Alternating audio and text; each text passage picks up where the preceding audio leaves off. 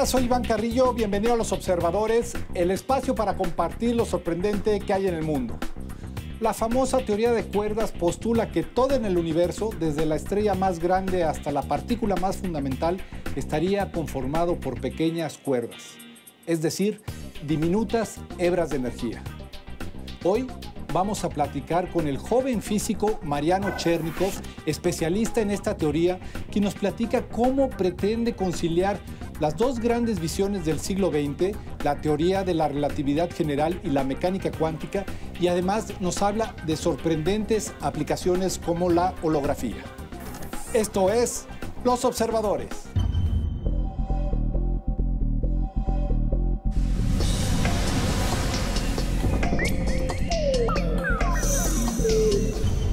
Hola Mariano, ¿cómo estás? Bienvenido a Los Observadores. Muchas gracias, Iván.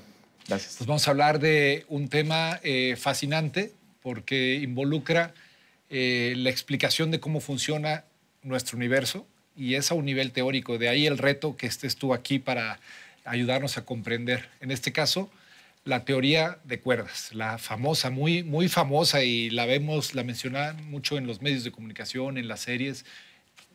¿De qué hablamos? Bueno, tiene en el mercado más de 30 años, o del orden de 30 años.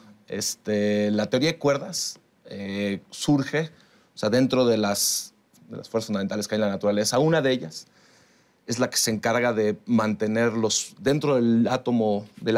Hay protones y neutrones. Y los protones adentro están armados de unas pelotitas más chiquititas, unas partículas elementales que se llaman quarks y gluones, que son partículas fundamentales, son ladrillitos con los que se arma todo el universo. Hace muchos años no se sabía cómo era que interactuaban estos quarks, y la fuerza que describe cómo interactúan, es decir, por qué se mantiene junto el núcleo atómico, se llama la fuerza fuerte. La gente hace muchos años, intentando estudiar esta teoría, descubrió que había una cierta analogía que para fines prácticos es irrelevante, pero que tiene que ver con cuerdas, que la manera en que se comportaban estos bichitos era como cuerdas. Como unas hebras de energía, ¿no? Como si hablara... Exactamente. Bueno, de alguna manera es como esta representación, ¿no? Gráfica, como que una línea de sí, quizás el ejemplo, y que es bastante fidedigno de cómo funciona, es que la fuerza fuerte, esta que mantiene el núcleo atómico junto, se comporta de tal manera que tú sabes, por ejemplo, entre dos electrones, o sea, entre cargas eléctricas, si tú los separas, conforme los vas separando, la manera en que se sienten es cada vez menos. Es decir, cuanto más lejos están, menos se ven. Con la fuerza fuerte pasa al revés, es como si tuvieran una liga entre ellos. Entonces, cuanto más los quiero separar, se forma este flujo de energía que tú estás diciendo, estos como hilos de energía que tú estás comentando, y es literalmente como una liga. Y entonces, esta liga que se forma ahí dio como pauta o dio pie a que la gente pensara que este sistemita se podía describir en términos de una cuerda. Como es si decir, la visualizáramos y todo el universo. Bueno, aquí estamos hablando todavía de un universo microscópico. Estamos en la mecánica cuántica, que es cómo se comportan las partículas fundamentales. Sí, quizás eso vale la pena que lo aclare. O sea, para que tengas una idea el tamaño del cual estamos hablando. Una buena referencia es, por ejemplo, si uno describe un electrón. Un electrón, en comparación, si fuera el tamaño de una naranja, el núcleo atómico sería el tamaño de la Tierra. Bueno, eso creo que esa imagen es muy descriptiva, de lo que estamos hablando, de un mundo infinito, microscópico, pero real. Y eso eso es lo interesante, que la mirada de esta teoría y la mirada de la física va hacia la comprensión de estos fenómenos. Sin embargo, la teoría de cuerdas no solo está averiguando cómo funciona ahí, sino cómo funciona el universo en general. Sí, de hecho, o sea, esto que te comentaba, esa fue la motivación de por qué la gente empezó a pensar en cuerdas, pero de hecho no funcionó. Esa forma de describir esta fuerza no funcionó, y la gente los científicos de esta época guardó esta idea en el cajón, y unos años más tarde la volvieron a sacar. Y empezaron a trabajar. ¿Cuándo sucede esto? Digamos, relanzamiento. Digamos, el intento por entender la fuerza fuerte sucede a principios de los 70s, y el relanzamiento de la teoría de cuerdas finales de los 70s, principios de los 80s. Esta gente en su mayoría teóricos, físicos teóricos, con ideas fantásticas o con la capacidad de pensar de que se les ocurrieran cosas tremendas. Sí, bueno, de crear mundos para suponer, ¿no? Exacto. Y el gran paso, o sea, la idea fundamental de la teoría de cuerdas es suponer que ahora el ladrillito con el que armamos todo, en vez de ser un puntito como lo es cada partícula elemental que conocimos, es un objeto extendido, como una cuerda de violín. Y el hecho de que sea extendido, además de poderse mover en el espacio-tiempo, puede vibrar como una cuerda de violín, idéntico. Y entonces la propuesta, o sea, lo que ellos dijeron es, bueno, resulta que cada modo de vibración de esta cuerda, así como un violín puede vibrar en diferentes notas, cada modo de vibración de esta cuerdita da lugar a las partículas elementales que vemos, ya esencialmente después a todo lo que vemos en nuestro universo. Estaríamos pensando que desde las partículas fundamentales hasta la estrella más grande estarían de alguna forma compuestas o conformadas por vibraciones de esta cuerda. Exactamente, o sea, están hechas de cuerdas que están vibrando y dependiendo cómo vibren, es la partícula que uno ve. Déjame decirte esto, si tú ves algo muy chiquitito desde muy lejos, lo que en realidad ves es un puntito, no ves la estructura, no alcanzas a ver que es una linita. O sea, si yo te dibujo, si agarro un listón y me voy 10 metros para atrás, esencialmente no vas a ver que es un listón, vas a ver un puntito.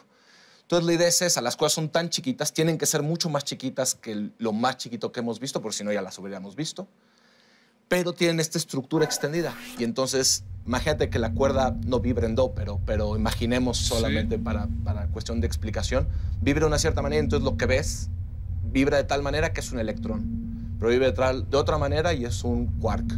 Y así todas las diferentes partículas elementales. Entonces, como bien tú dijiste, o sea, una estrella está hecha de varios elementos y los elementos son de ciertos átomos. Cada uno estaría... Pero el gran paso es suponer que el objeto fundamental es uno solo y es una cuerdita. Si hoy tenemos esta teoría que, como bien dice, es una teoría, es apenas una estructura de ideas, Exacto. ¿Hacia dónde avanza el conocimiento para su comprobación, para convertirla en una ley? La teoría de cuerdas por ahora es solo teórico.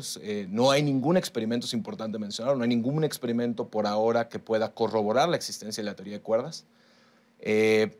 Predice un montón de cosas la teoría de cuerdas. Entre ellas, una muy famosa, una de las predicciones de la teoría de cuerdas, que es de las que la gente más ha oído hablar, es que predice que vivimos en un universo de 10 dimensiones. El universo en el que nosotros vivimos, en principio, lo que vemos y creemos es en 4 dimensiones, o sea, 3 dimensiones espaciales más el tiempo. La teoría de cuerdas predice que vivimos en 10. Esto, cuando uno encuentra ese resultado en la teoría de cuerdas, hay 2 opciones. O dices, o está mal y la tiro a la basura. Como teoría ya no me funciona porque lo que veo es 4. O digo, bueno, por ahí hay cosas que puedo explorar y veo las consecuencias de esas 10 dimensiones. Más allá de que yo no las vea. Hay cosas que no vemos. O sea, si yo te pregunto, ¿alguna vez has visto un quark? Exactamente. No lo has visto. Lo que ves son las consecuencias de ese quark. ¿Y a esto se refiere cuando hablamos de 10 dimensiones? O sea, ¿tienen un nombre cada una de estas dimensiones? Son, digamos, son dimensiones geométricas en el sentido de, en física hablamos de dimensiones cuando, si yo te digo 3 dimensiones espaciales, tú te puedes mover en un plano, o sea, para allá y para arriba. Sí, los 3 ejes. Los 3 ejes. Pero después, si yo empiezo a agregar dimensiones espaciales, aunque no somos capaces de visualizarlas, son simplemente otras direcciones en las que te puedes mover. Como no las vemos, la gente de teoría de cuerdas lo que tuvo que hacer es inventar una manera de esconder esas dimensiones. No haciendo trampa, desde luego, pero entender por qué es que no las vemos. Cuando uno hace eso, empieza a ver teóricamente un nuevo universo de 4 dimensiones, pero donde los efectos de esas cosas que escondiste, de esas 6 dimensiones que escondiste, están presentes. Digamos, es como crear un modelo donde las posibilidades de la materia son mayores, las posibilidades de lo real, digamos, o de lo existente, podría comportarse de otras formas que pues igual no conocemos. Porque... Sí, creo, o sea, sí, es muy cercano a lo que estás diciendo, quizás con el detalle de que o sea, creo que quizás lo más sencillo de decir es aparecen un montón de cosas nuevas. O sea, el hecho de aparecen más partículas, aparecen más fenómenos físicos que no todos hemos visto, o que muy pocos hemos visto, o incluso hay muchos que no hemos visto. Y entonces habría que intentar entenderlos, o primero habría que verlos. Mariano, una de las preguntas que se hace el ciudadano a pie, si me dejas decirlo así, es ¿Cómo estudia el físico teórico estos fenómenos? A mí me gustaría que me describieras tu labor. Pues, mira, a ver, te puedo dar mi experiencia personal con eso. Creo que primero te tiene que gustar que las cosas abstractas o que no necesariamente tengas que ver un experimento para creértelo. Eso es la física teórica en buena medida. Y después, a mí una cosa que me encanta y que creo que es lo que más admiro de la gente que estudia estas cosas es que es gente muy creativa, porque no lo ves. Y entonces hay toda una estructura matemática muy fuerte y reglas de la física que no es que uno se las brinca. La física teórica también tiene reglas muy concretas. Y entonces lo que uno hace es leer mucho. O sea, básicamente el día pasa uno leyendo mucho y aprendiendo tanto como se puede de áreas afines y de física teórica, digamos física de partículas, por ejemplo, mecánica cuántica, muchas áreas de la física. Y con eso uno va intentando construir alrededor de las ideas que ya han ido armando.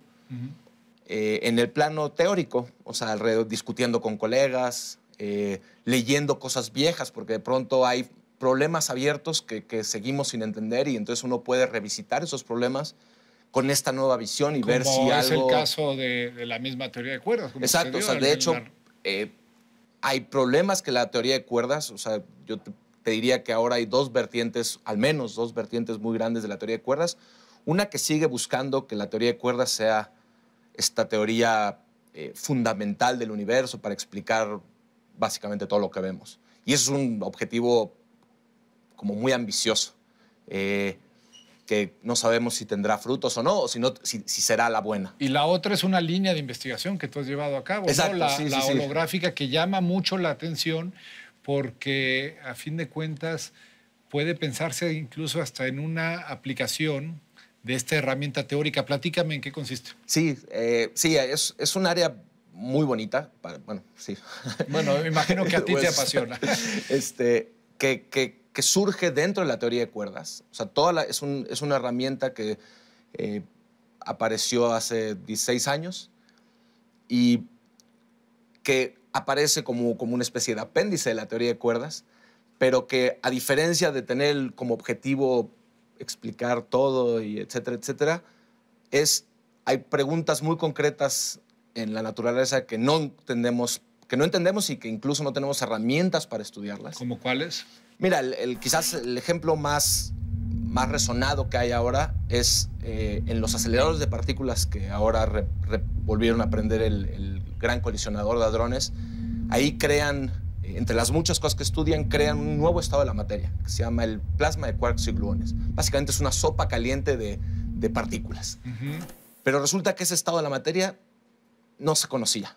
Es un nuevo estado de la materia. Y como tal tiene propiedades físicas que no entendemos. O sea, que vemos pero que no entendemos. Y las herramientas que tenemos en el mercado no son capaces de explicar todo lo que sucede ahí. Explican cosas, vamos entendiendo cosas. Hay diferentes maneras de acercarse a este problema. Desde luego, la teoría de cuerdas o la holografía no es el único camino. Es solamente un camino. Pero es bonito que es un escenario completamente físico, una cosa que vemos, que hay experimentos, y que la teoría de cuerdas, a través de esta herramienta que se llama holografía, intenta dar respuesta a ciertas preguntas bien concretas. Ese es un ejemplo. Dime una cosa, este estado de la materia tiene algo que ver con esto que en algún momento han dicho que podría ser el origen del universo, podría ser... Sí, exactamente. Hay mucha gente que cree y que están todos muy de acuerdo, que puede ser el estado primigenio del universo. O sea, cuando apenas después del Big Bang hay un momento en que, digamos, previo a la creación de la luz. Que se cree que este estado que estamos encontrando en los aceleradores es eso. Es muy complicado, dura nada. Crearlo es tremendamente complicado.